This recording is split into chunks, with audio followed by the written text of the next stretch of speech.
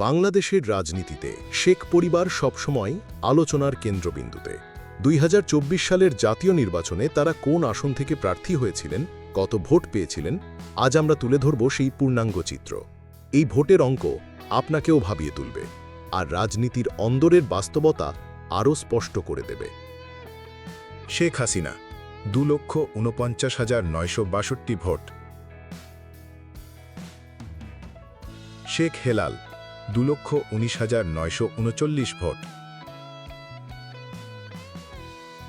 শেখ সালাউদ্দিন জুয়েল 99,868 ভোট।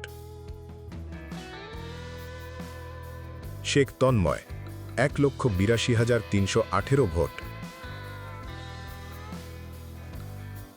শেখ ফজলুল করিম সেলিম 2,95,294 ভোট। আবুল হাসানাত আবদুল্লাহ 1,77,777 ভোট। নূর ই আলম চৌধুরী 1,96,731 ভোট।